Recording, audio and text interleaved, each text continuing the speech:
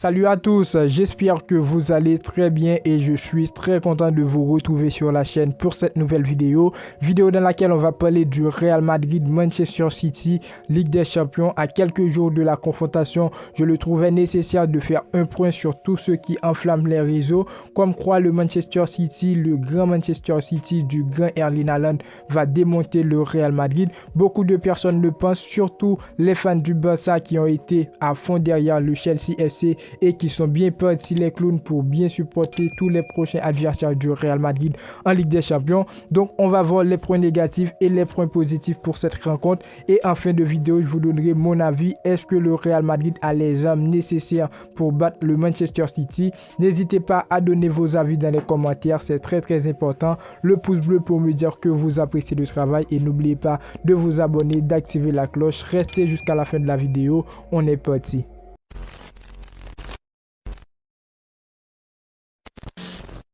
On commence les amis avec les points négatifs cette fois-ci parce qu'ils ne sont pas nombreux. Je suis hors des personnes qui va mettre le Manchester City au-dessus du Real Madrid comme le font pas mal de gens qui prétendent que le Manchester City est favori pour cette rencontre, mais pour moi c'est non. Donc premier point négatif, ce sont les absents du Real Madrid pour le match aller qui se jouera au Bernabéu. Alaba et Militao ne seront pas présents. Alaba il est blessé et Militao il est suspendu pour le prochain match de Ligue des Champions. Dans ma tête, c'est le seul problème dans l'effectif du Real Madrid pour ce match-là. Une chose qui peut être gérée, qui peut être même nous surprendre, parce qu'aujourd'hui, je trouve que le Real Madrid au niveau de la charnière centrale est bien assuré, en dehors des absents bien sûr. Maintenant, pour ce match, pas de David Alaba, c'est plutôt calme. Il reste un bon joueur qui peut être remplacé par Rudiger. Rudiger, ces derniers temps, qui n'était pas titulaire avec le Real Madrid en Ligue des Champions, mais lorsqu'il rentre en jeu, il apporte des choses positives. Mais Militao pour moi les amis, il sera absent. Militao qui sera remplacé par Nacho, là j'ai des doutes. Nacho, ces derniers temps, il a joué avec le Real Madrid, mais c'est plutôt en tant que latéral gauche et latéral droit. Il s'est montré performant, mais face à une équipe de Manchester City où on a des bons buteurs, ce sera beaucoup plus compliqué. Je ne dis pas qu'il ne pourra pas s'en sortir, mais Militao, pour moi, c'est le patron. Il peut mieux faire le travail. C'est donc le seul, je pense, le problème, parce que Militao, c'est le patron de la charnière centrale, avec Nacho maintenant et Rudiger en tant que défenseurs centraux, les amis. Donc, je dis pas que la défense ne sera pas correcte, mais cette défense là avec Rudiger et Nacho sera beaucoup plus fragile face à Manchester City. Deuxième point négatif, c'est le calendrier du Real Madrid. 3 matchs tous les 3 jours, et c'est là qu'on doit acclamer Ancelotti. On va reparler dans les points positifs. Je trouve que ce Real gère pas mal le fait de jouer tous les 3 jours, mais quand même on reste une équipe qui n'a pas un banc de ouf. La fatigue et tout peut déconcentrer, je pense, les joueurs du Real Madrid.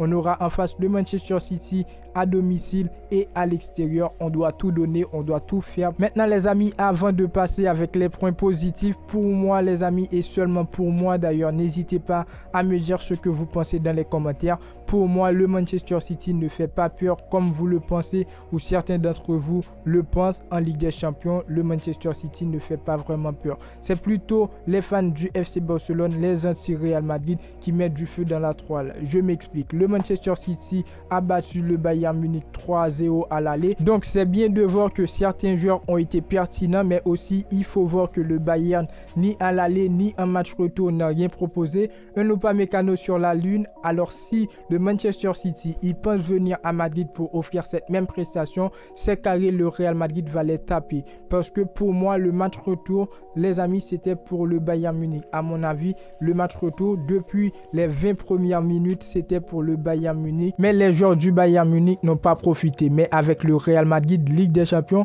je suis trop confiant avec la charnière offensive Vinicius, Rodrigo, Benzema. On va les faire très mal. Pour les points positifs, déjà, c'est la confiance du Real Madrid ces derniers jours. En 3 matchs, 6 buts manqués, 0 but encaissé. Je trouve que cet effectif du Real Madrid est vraiment performant.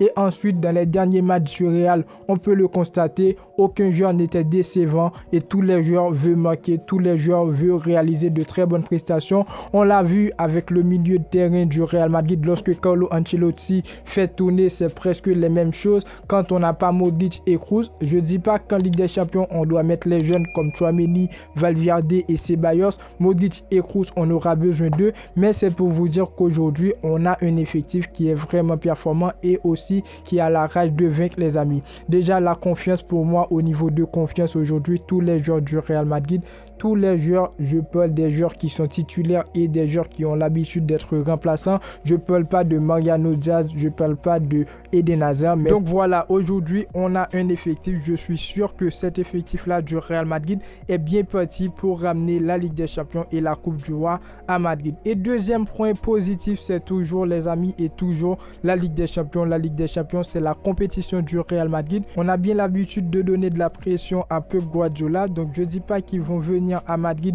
on doit lâcher et on va essayer de gagner, mais non, on a l'habitude de les donner de la pression et ça les amis, ça va jouer vraiment au niveau du mental des joueurs, au niveau du mental de l'adversaire. Aujourd'hui on est le Real Madrid, ils vont venir à Madrid, ils vont sûrement essayer de jouer très bas pour ne pas encaisser de buts et après pour finir à domicile, mais nous on doit les empêcher, on doit essayer de marquer déjà à domicile pour espérer qualifier. Après pour moi je dis direct, pour moi, le Real Madrid, les amis, c'est pas le Real Madrid de l'an passé qui fait ses remontadas à domicile. Ce serait vraiment difficile pour le Real Madrid d'aller une remontada, les amis, chez Manchester City. Ce serait vraiment difficile. Alors, quoi faire? Je vous donne mon avis. Est-ce que ce Real Madrid-là peut vraiment réussir à se qualifier face à Manchester City? Je dis oui. Pourquoi? Aujourd'hui, on a des joueurs qui ont la rage de vaincre. On l'a vu dans le secteur offensif avec Vinicius aujourd'hui qui est en pleine forme. On l'a vu dans les derniers matchs du Real Madrid et à droite dans le secteur offensif.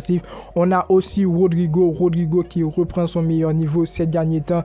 Il régale avec le Real Madrid, soit en Liga, en Ligue des Champions. Et aussi, il y a une guerre entre Rodrigo et Asensio. Dès qu'on fait sortir Rodrigo, on rentre Asensio en Ligue des Champions. Asensio qui était titulaire en Liga, qui a sauvé le Real Madrid.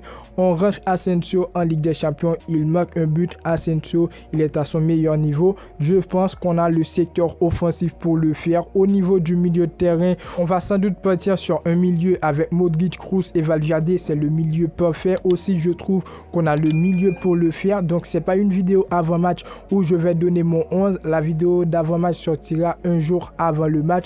Donc, voilà, on a le milieu de terrain, on a le secteur offensif. Le doute plane pour moi. Le seul problème, les amis, c'est la charnière centrale qui sera Rudiger et Nacho. Je pense pas que Nacho il pourra faire le travail de Militao, parce qu'en face, on aura Erling Haaland et on doit éviter qu'il marque au Bernabéu, les amis. On doit éviter tout cela. On doit gagner ce match au Bernabéu pour espérer se qualifier chez Manchester City. Donc, n'hésitez pas à me dire ce que vous pensez dans les commentaires. Moi, je pense bien sûr que ce Real Madrid est bien parti pour remporter cette compétition-là qui est la Ligue des Champions. Et aussi, on va jouer la Coupe du Roi finale, les amis. Je pense que cet effectif du Real Madrid est bien parti. N'hésitez pas à me dire ce que vous pensez dans les commentaires.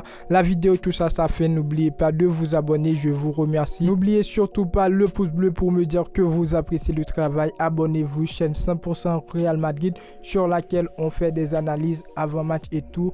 Et aussi, on analyse des joueurs. Activez la cloche de notification. Et moi, je vous dis à très bientôt pour une toute nouvelle vidéo. Ciao, ciao.